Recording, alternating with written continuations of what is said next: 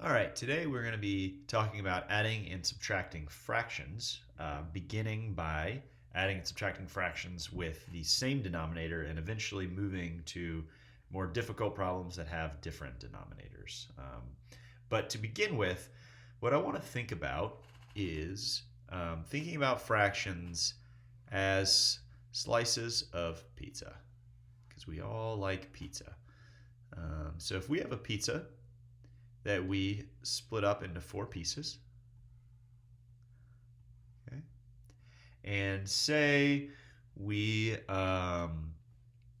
want to eat some of this pizza, and we eat, to start out with, we eat 1 slice. Okay. So when we think about fractions, right, we're always thinking about parts out of wholes. Okay. So we've eaten 1 slice of pizza out of a total of 4 slices, because we have 1, 2, 3, 4 total slices. Okay, and then let's imagine that we're still hungry, and so we eat 1 more slice of pizza. All right, and so that is 1 more slice that we've eaten out of still the same 4 slices. Okay, so let's think about if we add these together, right? So if we add these together, this becomes 2 full slices out of 4. So in total, we have eaten 2 slices out of 4. All right. So this is sort of the heart of adding fractions, is that we want to think parts out of wholes, and this is the reason that when we add fractions, we keep the denominator the same. So what you'll notice is that we add 1 plus 1, which gives us 2, but the 4 stays the same on the bottom. So we do not change the denominator. Okay, and the reason is because we're still out of 4 pieces. 1, 2, 3, 4. So we have 2 out of 4 that have been eaten. So nothing really changes with the denominator in terms of what it is out of. Okay, so having thought about it that way, let's split up our fractions slightly different. And I want you to try this on your own. So if we have 1/3 plus 1/3, what's that going to equal? Try to figure this out, and if you need to, we can draw some pizzas.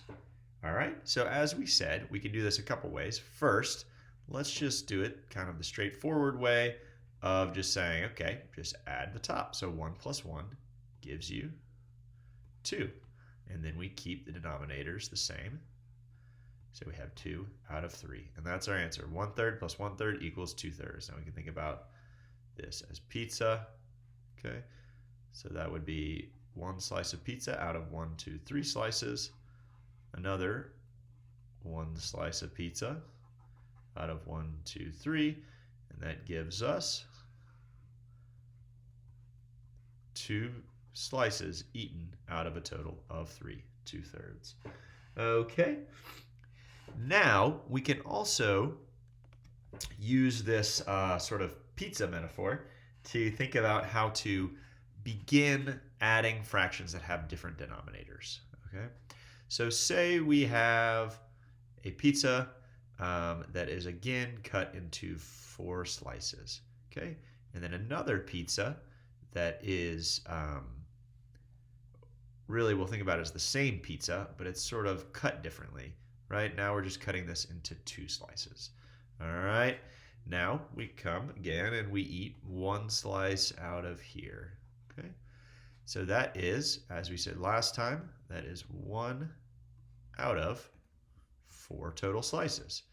And then we are going to add to that 1 slice from the pizza that's just cut into 2 slices. And what you should immediately notice is that 1 slice in this pizza is bigger than 1 slice over here, because it's 1 out of only a total of 2 slices.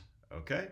Now, we can't just go ahead and add these together, right? Because our denominators are not the same. So this is important. We can't add fractions if they have different denominators. We have to make them have the same denominator.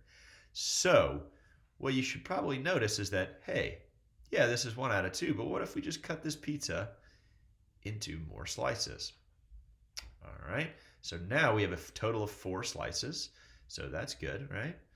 So this gives us a new fraction where we have a total of 4 slices, but you should notice that our part, right, is now 2. Okay, so what we've done is we've made 1/2 into 2/4, and these are actually the same. These are equivalent fractions. We'll be going over equivalent fractions here in a second, but just make note that these are equivalent fractions. It means the same thing. You are eating the same amount of pizza, whether it's 1/2 or 2/4. Same amount, just different number of slices. Okay, this gives us a final answer of 3 out of 4, or 3/4. So 1/4 plus 1/2 gives us 3/4, but along the way we needed to change 1/2 into 2/4, and these are the same because this gives us the same denominator.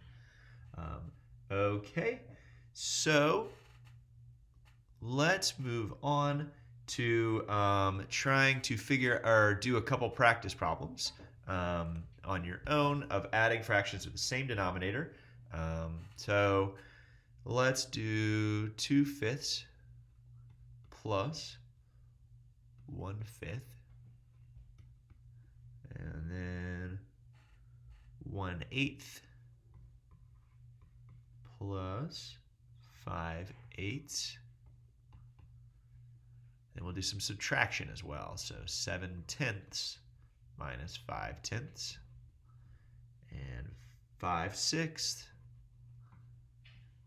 minus 2/6.